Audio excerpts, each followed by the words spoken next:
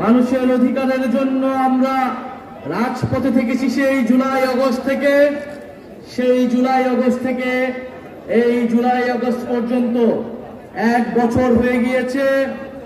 সংগ্রামী মৌলভীবাজারবাসী, এই 1 বছরের দ্বার প্রান্তে আমরা এসেছি মৌলভীবাজারে দেশ গড়ার ডাক দিয়ে। কারণ জুলাই আগস্টে আমরা বলেছিলাম একটি নতুন বাংলাদেশ লাগবে, একটি নতুন বন্দোবস্ত লাগবে। পুরনো সিস্টেমে, পুরনো আইনে আমরা আর এই বাংলাদেশকে পরিচালিত হতে দেব না। কিন্তু অভ্যুত্থানের পরে নানান শক্তি আবারও চেষ্টা করছে পুরনো সিস্টেমে এই দেশকে এগিয়ে নিয়ে যাবার। আমরা তখন বলেছি, জুলাই গণ অভ্যুত্থানে আমরা যখন রাজপথে নেমেছিলাম, আমাদের ভাইয়েরা শহীদ হয়েছে, আমাদের বোনেরা নির্যাতিত হয়েছে। আমরা এই বাংলাদেশকে আর পুরনো রূপে ফেরত দিতে দিব না। বিচার সংস্কার এবং নতুন সংবিধানের মাধ্যমে আমরা একটি নতুন বাংলাদেশের যাত্রা শুরু করতে চাই। প্রিয় মৌলভীবাজারবাসী, গণ অভ্যুত্থানের পরে আমাদের স্বপ্ন, আমাদের আকাঙ্ক্ষা ছিল আকাশচুম্বী। আমরা বলেছিলাম তরুণরা কর্মসংস্থানের দাবিতে রাজপথে নেমেছিল, বাংলাদেশের জনগণ অর্থনৈতিক বৈষম্য বিলোপের দাবিতে রাজপথে নেমেছিল, বাংলাদেশের মানুষেরা মানবিক মর্যাদা, নিজেদের স্বাধীনতার জন্য রাজপথে নেমেছিল। আমরা হয়তো সেই স্বাধীনতা, গণতন্ত্র পেলেও আমরা এখনো আমাদের অর্থনৈতিক স্বাধীনতা, আমাদের কর্মসংস্থানের যে দাবি, সেই দাবি আমরা এখনো পূরণ করতে পারি নাই। আমরা এই অন্তর্বর্তী সরকারের সময় অনেক স্বপ্ন দেখেছিলাম, আমাদের অনেক দাবি ছিল, কিন্তু আমাদের সব স্বপ্নকে নির্বাচনের সাথে একমাত্র দাবিতে রূপান্তর করে ফেলা হয়েছে।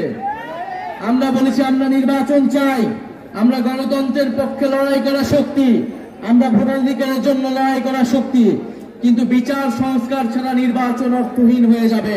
একটা রিপোর্ট দেখলাম আমরা হবিগঞ্জ জেলার বানিয়াচংয়ে, যেখানে পুলিশ হত্যাকে প্রমিনেন্ট করে তোলা হচ্ছে।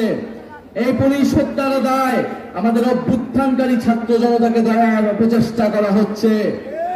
আমরা দৃঢ়ভাবে বলতে চাই, 3রা আগস্ট আমরা এক দফার মাধ্যমে স্পষ্ট করেছিলাম আমাদের এই লড়াইটা শেখ হাসিনার ফ্যাসিস্ট শাসনের বিরুদ্ধে লড়াইয়ে পরিণত হয়েছে। আমাদের এই কোটা সংস্কারের আন্দোলন ছিল শান্তিপূর্ণ আন্দোলন। শেখ হাসিনার পুলিশ, ছাত্রলীগ, সন্ত্রাসী বাহিনী গুলি চালিয়ে বর্বরোচিত হামলা করে আমাদেরকে অভ্যুত্থানের দিকে নিয়ে যেতে বাধ্য করেছিল। আমরা শান্তিপ্রিয় ছাত্র জনতা বাধ্য হয়েছিলাম প্রতিরোধ গড়ে তুলতে, বাধ্য হয়েছিলাম লাঠি হাতে তুলে নিতে, আমরা বাধ্য হয়েছিলাম ফ্যাসিস্টদের বিরুদ্ধে সংগ্রাম করতে। 3রা আগস্ট আমরা স্পষ্ট করেছিলাম এই লড়াইটা ফ্যাসিস্ট রাষ্ট্র, ফ্যাসিস্ট বাহিনীর বিরুদ্ধে জনগণের লড়াই। ফলে সেই লড়াইয়ে জনগণের পক্ষে যারা ছিল তারা বাংলাদেশের স্বাধীনতার জন্য, মুক্তির জন্য লড়াই করেছিল। যারা শেখ হাসিনার পক্ষে যে সকল পুলিশরা ছিল, যে সকল সন্ত্রাসী বাহিনী ছিল, তারা ফ্যাসিস্ট বাহিনী হিসেবে, দোসর হিসেবে সাব্যস্ত হয়েছিল। প্রিয় সংগ্রামী বন্ধুগণ, আমরা জানি মৌলভীবাজার একটি সীমান্তবর্তী জেলা। আপনাদের সাথে আসাম, ত্রিপুরার সীমান্ত রয়েছে। এই আসাম, ত্রিপুরার সাথে বাংলাদেশের ঐতিহাসিক সম্পর্ক ছিল, সাংস্কৃতিক সম্পর্ক ছিল। নাসিরউদ্দিন পাটোয়ারি